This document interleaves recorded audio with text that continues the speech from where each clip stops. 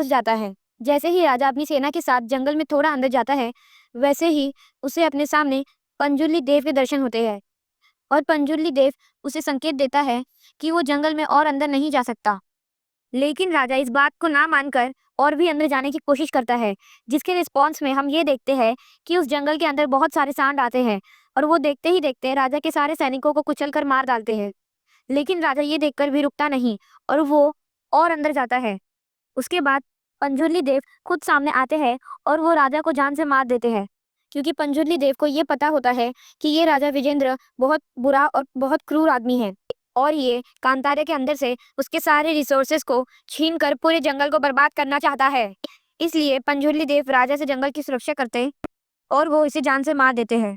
अब ये सब देखकर कांतारा जंगल के जो मूल निवासी होते हैं वो वहां आते हैं और वो भी अपने सामने राजा को मरते देखते हैं। अब आगे दूसरी तरफ हम ये देखते हैं कि राजा के मरने के बाद भी राजा का बेटा जिंदा बच जाता है, लेकिन वो जंगल में रोते हुए भागने लगता है और फिर जंगल में एक जगह जाकर बेहोश हो जाता है। अब राजा के बेटे के पास कई सारे दूसरे आदिवासी आते हैं और ये सब लोग मिलके राजा के बेटे को ले जाते हैं और उसका इलाज करके उसे ठीक कर देते हैं। लेकिन दोस्तों, यहाँ पर हम ये जानते हैं कि ये सारे कबीले वाले दूसरे कबीले के हैं, एक ऐसा कबीला जो कि पूरी तरह से काले कपड़े पहनता है और इन लोगों को कहा जाता है कड़पा आदिवासी। इसके साथ ही हम ये भी जानते हैं कि जहाँ कांतारा के मूल आदिवासी पंजुर्ली देव और गुलिका देव की पूजा करके उन्हें अपना भगवान मानते हैं, वहीं पर ये काले कपड़े पहनने वाले कड़पा आदिवासी अपनी शक्तियों को बढ़ाने के लिए तंत्र मंत्र और काली विद्या का इस्तेमाल करते हैं। इनकी इसके साथ इनकी ये भी कोशिश होती है कि वो लोग किसी तरह से पंजुर्ली देव और गुलिका देव की शक्तियों को कंट्रोल कर ले और उन दोनों देव को बंदी बनाकर उनकी शक्तियां हासिल कर लें, ताकि ये लोग और पावरफुल हो जाए।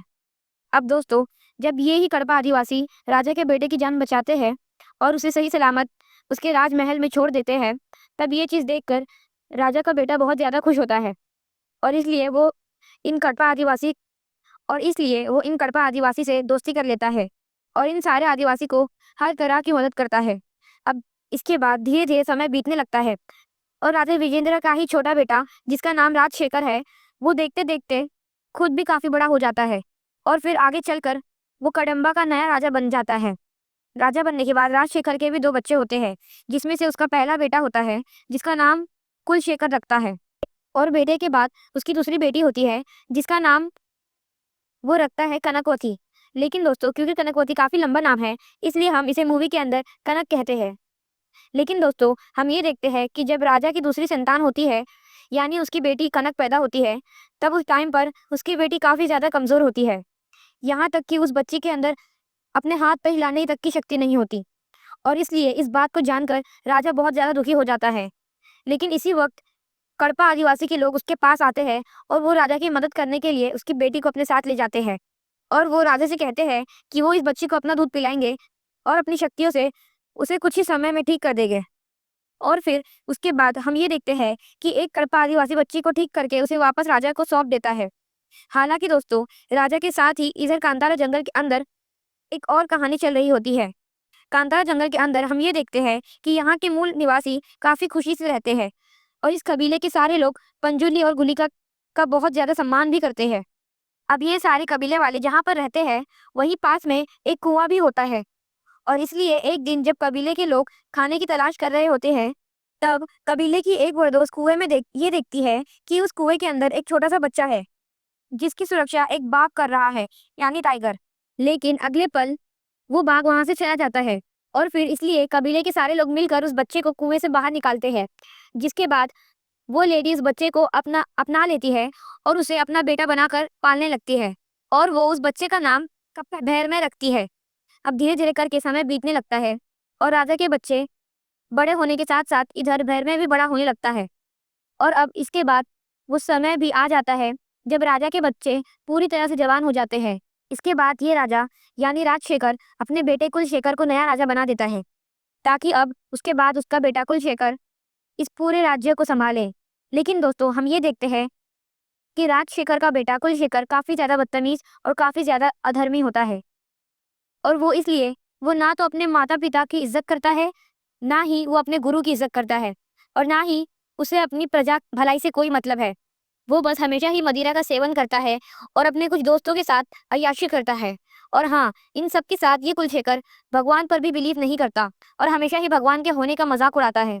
अब दोस्तों, कुलशेखर का जो फादर था यानी राजशेखर, वो बचपन से ही कुलशेखर और उसकी बहन कनक को कांतारा की कहानी सुनाता था। और अब क्योंकि राजशेखर के पिता के साथ जो भी घटनाएं हुई थी, उन सारी घटनाओं की वजह से राजशेखर को बहुत ज्यादा डर लगता था।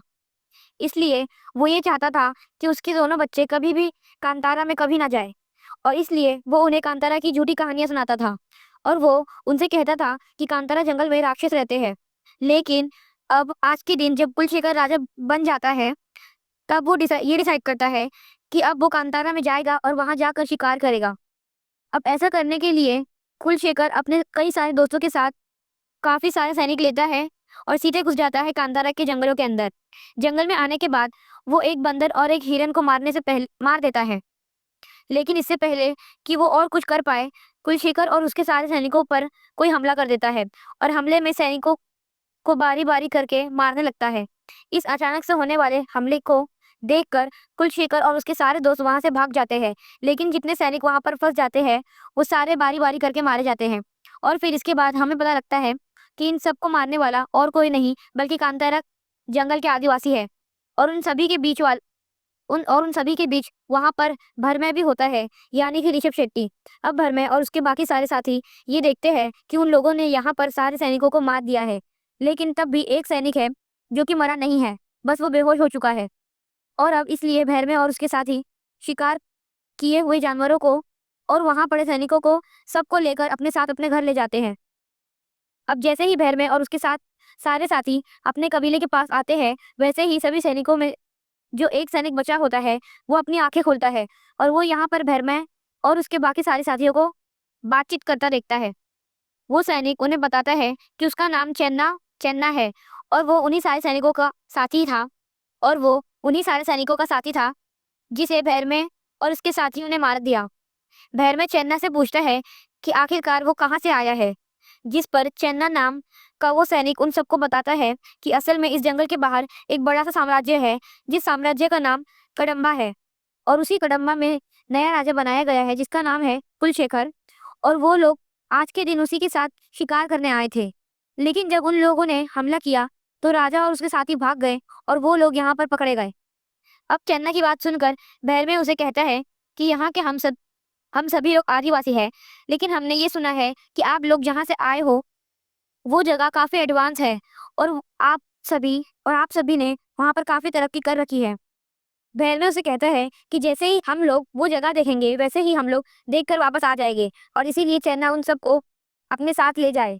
अब चन्ना के पास कोई और ऑप्शन नहीं बचता और इसीलिए वो भैरमे को हाँ बोल देता है और वो इसके बाद ही चन्ना भैरमे और उसके सारे साथियों को कदम्बा साम्राज्य के अंदर ले आता है।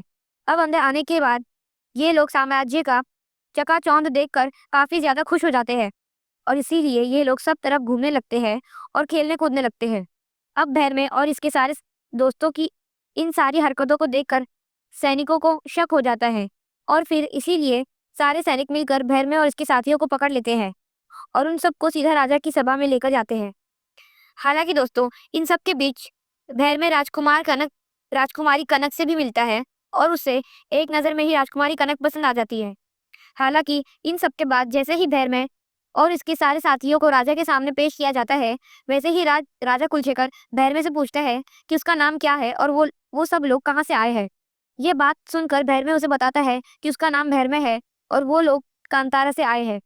अब कांतारा का नाम सुनते ही राजा समेत सभा में सारे लोग काफी डर जाते हैं और ऐसा इसीलिए क्योंकि सबके मन में ये भ्रम है कि कांतारा के जंगलों में राक्षस रहते हैं और शायद ये सब लोग भी राक्षसी है। अब इन सारे लोग को राक्षस समझ के राजा उन सबको जेल में डलवा देता है। अब राजा कुलशेखर ये चाहता था कि वो कांतारे से आए हुए सारे लोगों को जान से मार दे, लेकिन कुलशेखर का फादर राजशेखर उसकी बात से अग्री नहीं करता और वो उसे कांतारा के लोगों को मारने से रोक देता है, क्योंकि कुलशेखर के फादर राजशेखर का ये मानना था कि वो कांतारा के किसी भी आदमी से पंगा नहीं लेना चाहता है और फिर इसके लिए वो लोग ये रास्ता निकालते हैं कि वो लोग कांतारा से आए हुए सारे लोगों को बेच देंगे, क्योंकि वैसे भी उनके बंदरगाह पर व्यापार करने के लिए अरब से काफी लोग आए थे और आए दिन उन्हें गुलामों की जरूरत पड़ती है। और फिर इसीलिए राजा कुलशेखर अपने एक आदमी से कहता है कि वो कांतारा से आए हुए सारे लोगों को व्यापारियों को बेच दे। लेकिन हम ये देखते हैं कि कुलशेखर जिस आदमी को उन सबको बेचने का जिम्मा देता है, उसे तंबाकू का नशा करना काफी पसंद होता है। और फिर इसलिए भैरमे उसे अपने तारा जंगल का तंबाकू देता है, जिस तंबाकू का नशा उस आदमी को बहुत पसंद आता है। और फिर इसलिए उस आदमी को नशे में करके भैरमे अपने सारे साथियों को लेकर वहां से भाग जाता है और वो जेल से निकल के सीधा कांतारा की ओर जाता है। हालांकि कांतारा जाते समय भैरमे कदम्बा राज्य में काफी सारी चीजें देखता है और फिर जाकर उसे पता लगता है कि कदम्बा राज्य के बंदरगाह पर काफी सारे मसालों का व्यापार होता है। और जिस तरह के मसाले उसके कंतारा जंगलों में उगते हैं, उन उन सारे मसालों की यहाँ पर बहुत ही अच्छी कीमत मिलती है। अब ये सारी चीजें जान के जैसे ही भैरमे अपने साथियों के साथ कांतारा पहुंचता है, वैसे ही वो वहां पर खेती बाड़ी शुरू करता है और साथ ही साथ उसके जंगलों में जो भी मसाले उगते हैं, वो उन सभी को बंदरगाह पर लाता और वहां पर लाकर बेचने लगता है। जिसके बाद अपने मसालों को बेचकर उसे काफी अच्छी कीमत मिलती है और वो मसालों के बदले में काफी सारे सामान भी मिलते हैं। जैसे कि वो अपने मसालों के बदले में किसी व्यापारी से बहुत सारे हथियार लेता है, किसी से अच्छे अच्छे कपड़े लेता है, किसी से कीमती सामान लेता है, तो किसी से खाने का सामान लेता है। और फिर इस तरह से भैरवे की वजह से कांतारा वाले काफी ज्यादा तरक्की करने लगते हैं। हालांकि इन सब के बारे में राजा कुलशेखर की बहन कनक को पता लग जाता है और वो ये जान जाती है कि कांतारा के लोग उनके बंदरगाह पर व्यापार करते हैं। लेकिन राजकुमारी कनक उन्हें व्यापार करने से मना नहीं करती है और वो भैरमे से सिंपली ये कहती है कि वो लोग व्यापार कर सकते हैं, बस उन लोग को टैक्स देना होगा। और वो इसीलिए क्योंकि ये बंदरगाह राजकुमारी के साम्राज्य का है। लेकिन राजकुमारी की बात सुनकर भैरमे राजकुमारी को टैक्स देने से मना कर देता है और वो राजकुमारी कनक से ये बोलता है कि ये सारा साम्राज्य उनका नहीं है, बल्कि ये सारी की सारी चीजें प्रकृति की है। ये सारी धरती प्रकृति की है, हवा प्रकृति की है, और तो और यहाँ पर जो सामान का आदान प्रदान होता है, वो भी सब प्रकृति का है।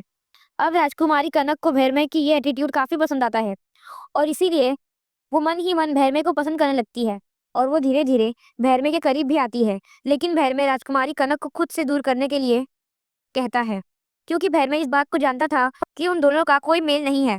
राजकुमारी कनक एक राजकुमारी है और वहीं पर भैरमे एक आदिवासी है। हालांकि इन सबसे हटकर भैरमे और इसके सारे साथी मिलकर बंदरगाह पर अपना व्यापार काफी अच्छे से कर रहे होते हैं और इसीलिए धीरे धीरे करके कांतारा के अंदर समृद्धि आने लगती है।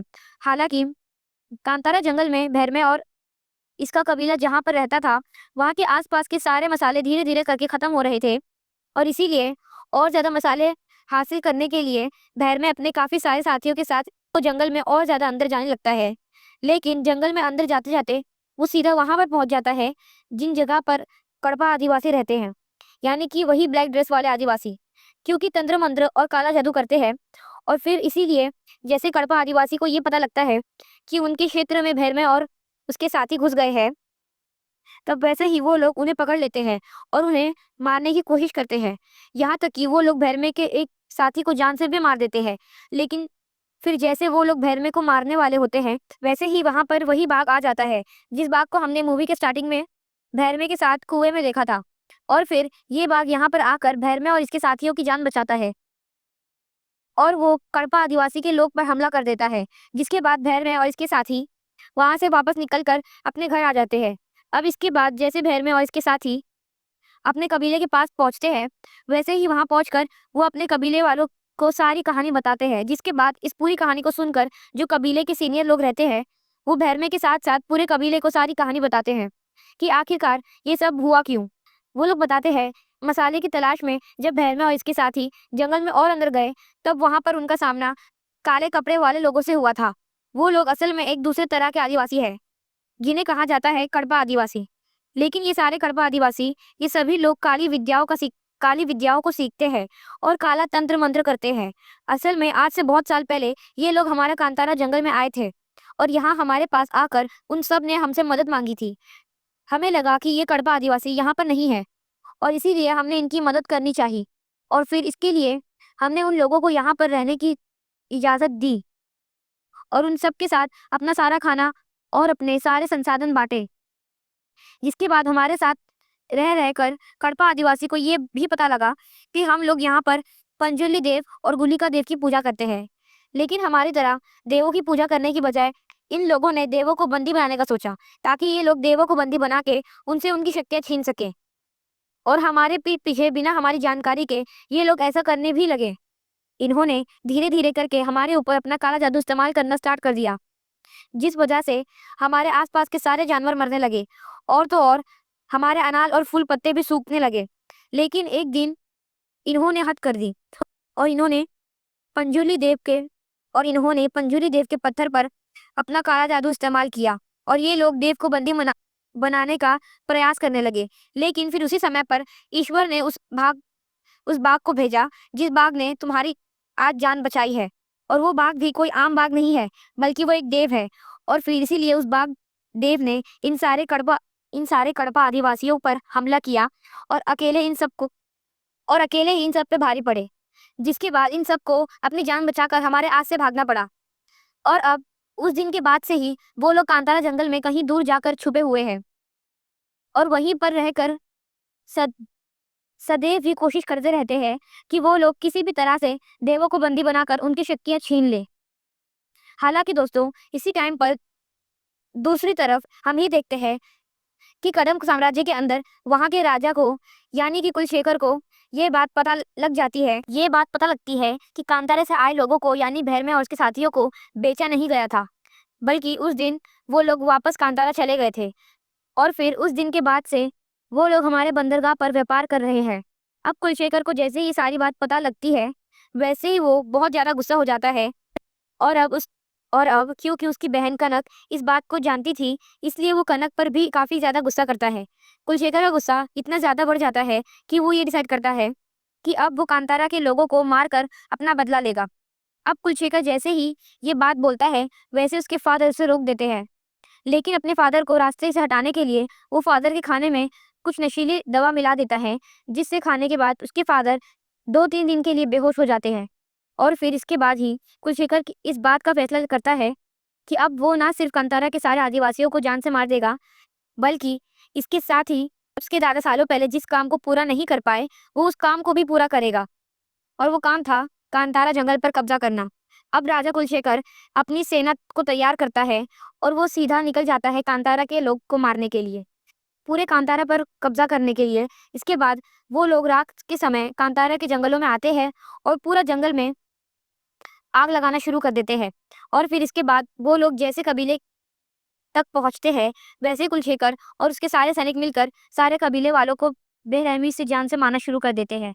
अब इस पूरी मारकाट को देखकर कबीले के कई सारे लोग पंजुली देव के पत्थर के सामने आते हैं, और वो पंजुली देव और गुलिका देव से ये प्रार्थना करने लगते हैं कि देव उनके कबीले के लोग को मारने से बचाए।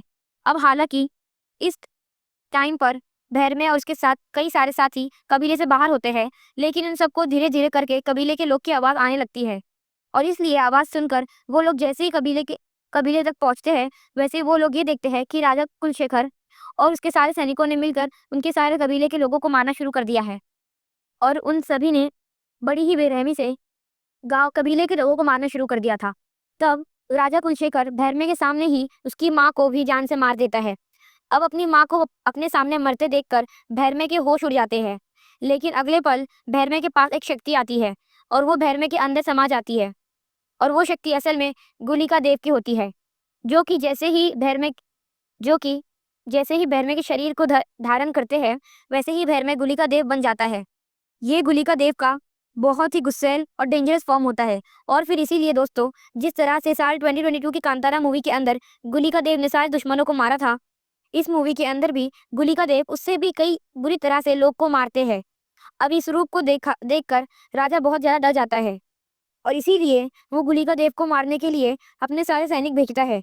लेकिन गुलिका देव बारी बारी करके सारे सैनिकों को खत्म कर देता है, और फिर आखिर में वो राजा कुलशेखर पर हमला करता है। लेकिन फिर इसके बाद भैरमे के शरीर से गुलिका देव बाहर निकल जाता है, और भैरमे शांत हो जाता है। और उनके कबीले में अब जो तबाही मची होती है, उन सबको देखकर सभी लोग काफी रोते हैं। अब इसके 2-3 दिन बाद जब राजशेखर को होश आता है, तब वो अपने सामने अपने बेटे कुलशेखर की लाश देखता है, और फिर उसे पूरी कहानी बताते हैं कि किस तरह से उसका बेटा कांतारा गया, किस तरह से उसने वहां जाकर तबाही मचाई, और फिर किस तरह से उसके रिस्पॉन्स में वो मारा गया। अब अपने बेटे की मौत से राजा को काफी ज्यादा दुख होता है, लेकिन उसके बावजूद अपन वो लेकिन उसके बावजूद भी वो अपने आप को संभालता है और एक बार फिर से राजा बन के अपने साम्राज्य को चलाने लगता है। अब इस टाइम पर राजशेखर अपने अपने महल के अंदर भगवान शिव का एक मंदिर बनवा रहा होता है, लेकिन उस मंदिर के अंदर जिस शिवलिंग को रखा जाता है वो शिवलिंग अपने आप ही टूट जाती है। और इसीलिए इस चीज इसलिए इस चीज को देखकर जो राजा के मुख्य पंडित होते हैं, क्योंकि और अब इसलिए राज्य के मुख्य पंडित राजशेखर को ये सलाह देते और अब इसीलिए राज्य के मुख्य पंडित राजशेखर को ये सलाह देते हैं कि अगर उन्हें सब कुछ ठीक करना है तो फिर उन्हें कांतारा के लोगों से सुलह करनी होगी, क्योंकि ऐसा करने के बाद ही ईश्वर की नाराजगी दूर होगी। अब इसके बाद अब इसके बाद ही राजशेखर का पैगाम लेकर उसकी बेटी कनक अब वहां पहुंचकर भैरमय और उसके लोगों से मिलती है। यहाँ पर राजकुमारी कनक उन सबके सामने अपनेपन का हाथ बढ़ाती है, लेकिन भैरमय को किसी पर भी भरोसा नहीं होता और इसीलिए वो उन्हें मना कर देता है और वो राजकुमारी से कहता है कि उसके लोगों ने जो भी कुछ किया है उससे हमारे देवता को बहुत बुरा लगा है, और सिर्फ यही नहीं बल्कि उसके लोगों ने हमारे कबीले के बहुत सारे लोगों को जान से भी मार दिया है। राजकुमारी कहती है कि मौत हमारे लोगों की भी हुई है, लेकिन अब तक जो भी कुछ हुआ है हम उसके लिए पंजुर्ली देव से माफी मांगना चाहते हैं और मैं जानती हूँ कि पंजुर्ली देव हमें जरूर माफ करेंगे। इसके आगे राजकुमारी कनक भैरमय और उसके लोगों से कहती है कि मैं आप सभी को राजमहल आने का आमंत्रण दे रही हूँ।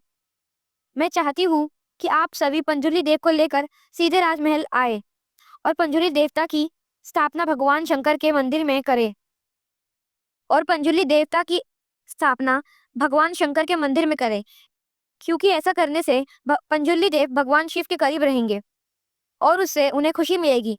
अब राजकुमारी का ये प्रस्ताव भैरमे के लोगों को काफी पसंद आता है और फिर इसीलिए भैरमे भी इस बात के लिए हाँ बोल देता है। जिसके बाद भैरमे पंजुर्ली देव के जिसके बाद भैरमे पंजुर्ली देव के स्टोन को लेकर अपने सारे लोग के साथ सीधे राजमहल पहुंचता है, जहां पर आने के बाद बड़े धूमधाम से पूजा पाठ करके भगवान शिव के महल में पंजुर्ली देव की भी स्थापना कर दी जाती है। इसके बाद मानो राजमहल के लोगों के बीच और कांतारा के लोगों के बीच सुलह हो जाती है और फिर इसीलिए कांतारा के सारे लोग वापस आ जाते हैं। लेकिन अब इसके बाद जैसे अगली सुबह होती है वैसे वो लोग ये देखते हैं कि उनके कबीले के सारे बच्चों की तबीयत बहुत ज्यादा खराब होने लगती है और देखते देखते मानो बच्चे मरने की हालत में आ जाते हैं। ये सब देखकर कबीले के कुछ लोग अपना रिचुअल करते हैं और फिर रिचुअल के जरिए उन्हें पता लगता है कि असल में उनके देव को किसी ने बंदी बना लिया है और देवों के बंदी होने की वजह से ये सारी चीजें हो रही हैं। ये देवों को बंदी बनाने वाले और कोई नहीं बल्कि कड़पा आदिवासी है, जो कि सालों से देवों को बंदी बनाने का प्रयास कर रहे थे, लेकिन आज आखिरकार उन्होंने देवों को बंदी बना ही लिया। और फिर दोस्तों इसके बाद ही सारी कहानी सामने निकल कर आती है। हमें पता लगता है कि ये जो सारी चीजें हो रही है इन सब के पीछे कड़पा आदिवासी ही है। असल में देवों की शक्तियों के बारे में जानने के बाद वो सालों से देवों को बंदी बनाना चाहते थे, ताकि वो देवों को बंदी बनाकर उनकी शक्तियां हासिल कर सके। असल में अभी से सालों पहले जब उन्हें कड़पा आदिवासियों के इरादे के बारे में जान लिए थे, लेकिन फिर कुछ समय बाद किस्मत से राजशेखर की मुलाकात उनसे हो गई, जिसके बाद से कड़पा आदिवासी ने राजशेखर और उसके बच्चों को मैनिपुलेट करना स्टार्ट कर दिया और उनके जरिए अपना प्लान एग्जीक्यूट करवाने लगे। यहाँ तक कि आपको याद हो तो मैंने आपको बताया था कि जब राजशेखर की बेटी पैदा हुई थी तब वो बहुत ज्यादा कमजोर थी, इवन वो अपने हाथ पैर भी नहीं हिला पा रही थी। उसे भी कड़पा आदिवासी के लोगों ने अपना दूध पिलाकर बड़ा किया और उन्होंने उससे राजकुमारी कनक को अपनी सारी जादू विद्या सिखाई। और फिर जब सही मौका लगा तब राजकुमारी कनक सीधा कांतारा गई और उसने धोखे से कांतारा के लोगों के हाथ ही पंजुर्ली देवता को राजमहल बुलवा लिया और फिर पंजुर्ली देव के वहां पर आते ही कड़पा आदिवासी ने देव को अपने कंट्रोल में कर लिया और अब इसीलिए राजा की बेटी यानी राजकुमारी कनक और इवन राजा खुद भी यानी कि राजशेखर दोनों के दोनों कड़पा आदिवासी के साथ है। यहाँ तक कि हमें यहाँ पर यह भी बात पता लग और उसने धीरे धीरे करके भैरमे के कई सारे नाखून और उसके बाल भी चुरा लिए थे और ऐसा सब इसीलिए क्योंकि राजकुमारी कनक इस बात को जानती थी कि भैरमय कोई आम आदमी नहीं है, बल्कि उसे खुद ईश्वर ने भेजा है। यहाँ तक कि जब शुरुआत में भैरमय कुएं के अंदर मिला था, तब उस टाइम पर हमें भैरमय के असली माता पिता के बारे में बताया नहीं गया था। और वो भी इसीलिए क्योंकि भैरमय के माता पिता है ही नहीं, बल्कि उसे ईश्वर ने खुद ही भेजा है ताकि वो कांतारा के लोगों की और अब इस ताकि वो कांतारा के लोगों की सुरक्षा कर सके। और अब इसीलिए राजकुमारी कनक भैरमय के सारे वार और नाखूनों को इस्तेमाल करके उनके थ्रू एक काला जादू करती है और उनके जरिए अपने पिता को और उसके जरिए अपने पिता को बहुत ज्यादा शक्तिशाली बना देती है ताकि इन शक्ति को इस्तेमाल करके उसके फादर भैरमय से फाइट कर सके। अब इधर दूसरी तरफ कांतारा में भैरमय और उसके कबीले के बाकी सारे लोगों को भी ये पता चलता है कि इन सारी चीजों के पीछे राजशेखर, उसकी बेटी कनक और करपा आदिवासी का हाथ है और उन सब ने मिलकर ही धोखे से हमें वहां बुलाया था। और अब इसीलिए इस बात को जानते हुए भैरमय अपने सारे लोगों को तैयार करता है, जिसके बाद वो लोग अपने सारे हथियार लेकर सीधा हमला बोल देते हैं और सीधा पहुंच जाते हैं कड़म साम्राज्य की सीमा के अंदर।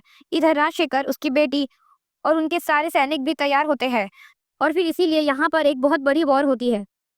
एक ऐसी वॉर जिसमें देखते देखते सैकड़ों लोग मारे जाते हैं और फिर इसके बाद ही राजशेखर और भैरमय का आमना सामना होता है। और अब क्योंकि राजकुमारी कनक ने राजशेखर को बहुत ज्यादा शक्तिशाली कर दिया था, इसीलिए राजशेखर भैरमय को बड़ी आसानी से हरा देता है। लेकिन हाँ, फिर इन सब के बीच यहाँ पर मिकारा आता है, यानी कि वही बुरा आदमी जिसे हम सभी ने मूवी के स्टार्टिंग में समुद्र में मछली पकड़ते हुए देखा था। और हमें थ्रू आउट द मूवी कहीं कहीं पर इस बात का हिंट भी दिया गया था कि ये मिकारा भी कोई आम आदमी नहीं, बल्कि एक डिवाइन आदमी है। और इसीलिए जब ये यहाँ पर आता है, तब वो भैरमय से बात करता है और वो भैरमय को सीधा नदी की ओर जाने के लिए कहता है। इसके बाद भैरमय जैसे नदी की तरफ जाता है, वैसे वहां से होते हुए वो सीधा एक गुफा में पहुंच जाता है। पर उस गुफा में पहुंचते ही वहां पर वो अपने सामने शिवलिंग को देखता है और उसी शिवलिंग के बगल में एक त्रिशूल भी रखा होता है, जो कि भगवान शंकर का होता है। हालांकि इस टाइम पर भैरमय के ऊपर एक राक्षस हमला कर देता है, काफी हद तक नंदी की तरह लग रहा होता है, लेकिन एग्जैक्टली ये कौन होता है इस बारे में हमें बताया नहीं जाता है। जैसे ये भैरमय पर हमला करता है, वैसे ही भैरमय से फाइट करता है और फाइट करने के बाद वो सीधा भगवान शंकर के त्रिशूल को पकड़ लेता है, जिसके बाद ही भैरमय की बॉडी के अंदर भगवान शंकर की पावर आ जाती है। और तो और भैरमय की बॉडी से एक बड़ा सा नाग भी निपट जाता है और फिर इसके बाद ही भैरमय की बॉडी के अंदर वास आता है गुलिका देव का, जिसके बाद भैरमय की जो कि अब गुलिका देव बन चुका है, वो सीधा राजशेखर पर हमला करता है। लेकिन राजशेखर की बेटी कनक इस बात का फायदा उठाती है और वो सीधा गुलिका देव के सामने आ जाती है, क्योंकि वो इस बात को जानती थी कि गुलिका देव एक एक स्त्री पर हमला नहीं करेंगे। लेकिन फिर ये चीज देखकर गुलिका देव अपनी बहन को बुलाते हैं और फिर यहाँ पर ही हमें हमें भी ये पता लगता है कि गुलिका देव की एक बड़ी बहन है जिनका नाम चौंदी होता है। और फिर इसके बाद अगली बार चौंदी भैरमय की बॉडी को समन करते हैं और फिर वो देखते देखते राजकुमारी कनक और उसके फादर राजशेखर दोनों को खत्म कर देते हैं।